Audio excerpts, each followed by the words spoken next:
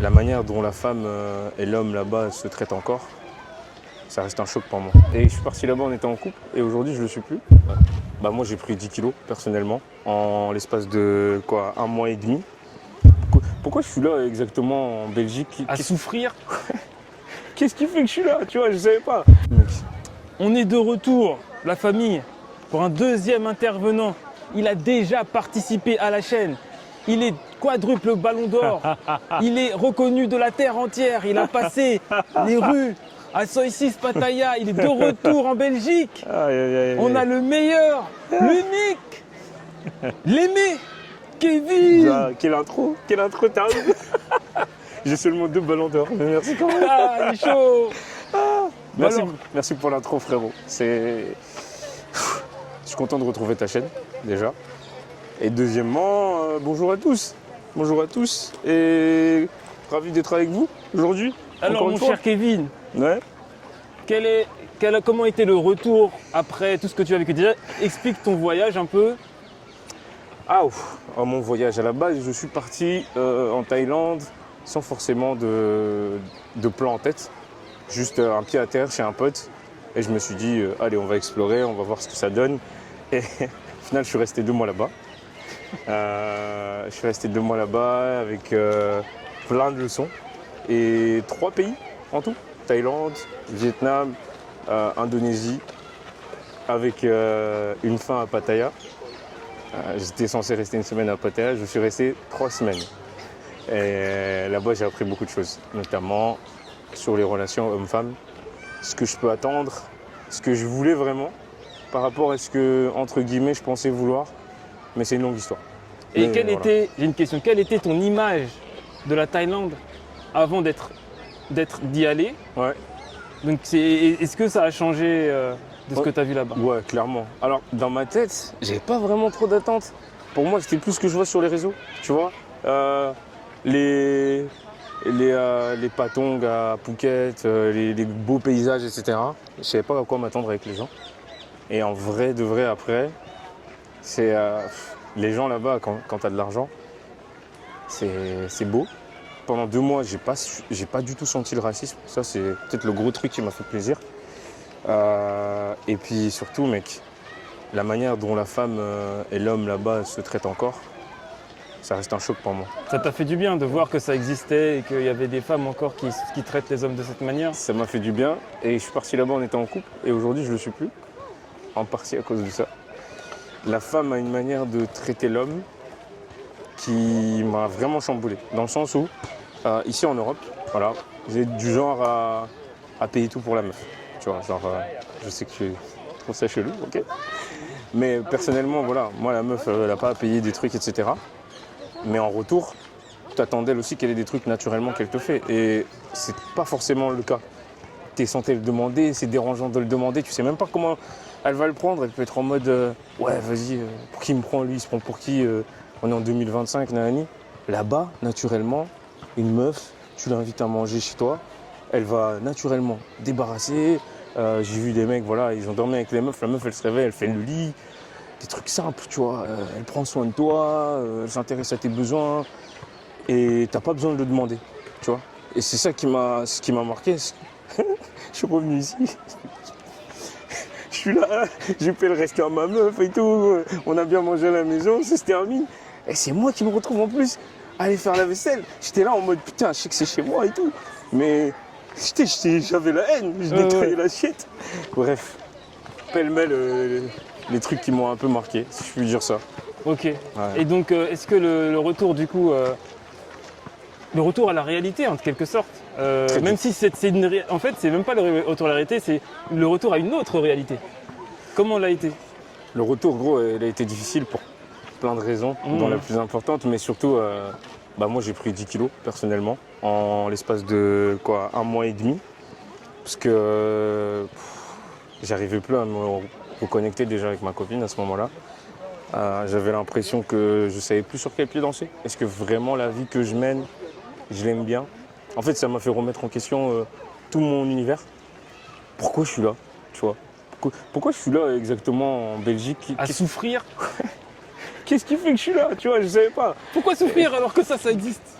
Ouais, il y a quand même des désavantages. Bien Enfin, sûr, voilà. on l'a dit.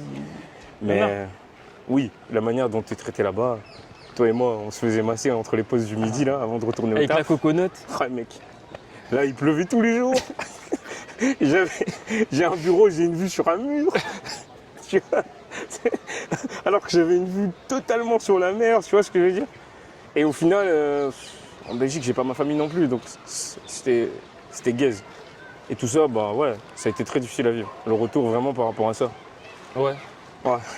Et donc, vas-tu retourner en Thaïlande ou songes-tu t'installer en Thaïlande, en Asie du Sud-Est? C'est dans ma tête. Déjà, une chose est sûre, je vais investir là-bas. Ça, c'est ni une ni deux. J'ai beaucoup d'incertitudes sur l'avenir, mais ça, c'est sûr. Le fait d'investir à Pattaya, d'acheter un condo, ça me paraît être le gros truc que j'ai appris là-bas. Et ensuite, je pense quand même qu'une fois par an, minimum, j'irai travailler là-bas pendant un mois, voire deux, tu sais, comme j'ai fait là. Mais m'y installer définitivement, je sais pas. Pour Ok. l'instant, non, voilà. Qu'est-ce qui t'a le plus marqué là-bas? Ce qui m'a le plus C'est marqué, les femmes, c'est le comportement des déjà, femmes. le comportement des femmes, c'est dans mon top 3. Ouais. Partons sur le 3, la facilité des choses. Pendant 2 mois, j'ai pas cuisiné. Tu vois, j'ai pas cuisiné, je mangeais super bien. Tout ce que je voulais était à volonté. Je pouvais à un moment donné être stressé, bam, je me commande un massage, on vient me masser chez moi. Genre la pause du midi, un moment où c'était midi ici, on allait se faire masser, enfin tout était hyper facile. Tellement facile qu'à un moment j'avais oublié que ça pouvait être relou à ce point, tu vois.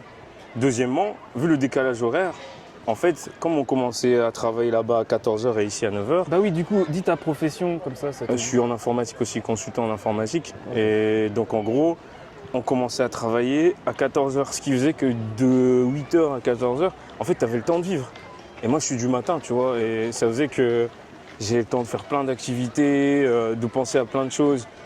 Et arrivé à un moment donné, c'était même normal, j'ai banalisé ça. Et le retour ici, c'était très dur de te réveiller et directement travailler, tu vois. Et Bah, ça vous, ça doit être choquant. ouais, c'était chaud. C'était chaud, mec. Je l'ai mal vécu. Et la première chose, bah, du coup, les femmes. Troisième chose, c'est. Mais t'en as déjà parlé. Ouais, les Ouais, femmes. c'est comment elles traitent l'homme, quoi. Ouais, ça, mec, on est fucked up ici, je trouve, par rapport à les relations hommes-femmes, c'est plus très clair. Ouais, non. Elles vont te dire ça, mais elles veulent ça. Tu vois. Là-bas, elle dit ça, elle veut ça. C'est clair, c'est net, c'est précis. Et ouais, il n'y a pas trop à se poser des questions. Tu peux aimer ou pas aimer, mais au moins c'est clair. C'est le truc que j'avais pas mentionné, mais c'est le truc qui m'a le plus, finalement, entre guillemets, donné envie de revenir. C'est que comme je commençais à travailler à 14h, ça me laissait toute une demi-journée avant de commencer à travailler, entre guillemets, pour quelqu'un. Et donc je me concentrais sur mes propres projets, mes propres business objectifs bien avant. Et c'était grave intéressant.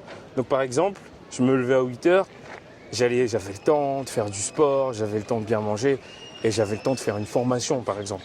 Si je voulais passer des certifs, etc. Tout ça, je le faisais.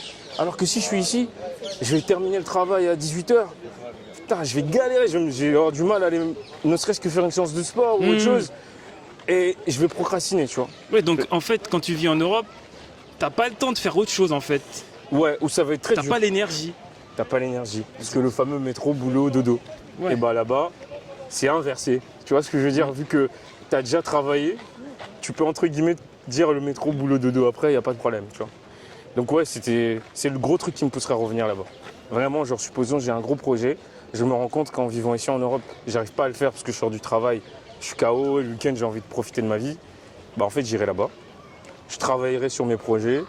Arrivé à 14h, bah, y a la carotte d'être payé, donc j'ai pas le choix, je sais que je vais le faire quand même. Et puis après, voilà, tu vois. Mais t'as eu le début de journée où tu es au maximum de ta forme pour bosser sur tes projets, tu vois. Faire du sport. Faire du sport, voilà. Ok. Tu vois, t'es un gars musclé maintenant. Ouais. Merci beaucoup d'être venu. Mon invité a commencé sur YouTube, et oui. Et ouais. Et si t'aimes le foot. Est-ce que tu peux nous dire un peu plus sur ta chaîne? Alors, déjà, chaîne inspirée par ce bonhomme. Hein. Un des bons retombées de l'Asie, c'est que j'ai rencontré plein de créateurs de contenu, ça m'a motivé. Et j'ai ouvert une chaîne sur le football. J'aime le foot. Je me suis dit, j'ai envie d'en parler avec des potes autour d'une table et puis en faire une émission avec des jeux. Donc on fait des quiz, des challenges, etc. On rigole. Et la chaîne s'appelle Zéro Cardio, parce que du coup, on n'en a pas. Incroyable. Franchement, le jeu de mots, j'adore. Zéro cardio. Qualité exceptionnelle, podcast professionnel. Allez checker, je mettrai le lien dans la description en tout cas, les gars. Ouais, bah merci en tout cas. Y a pas de souci, mon gars. Les chevaux, il faut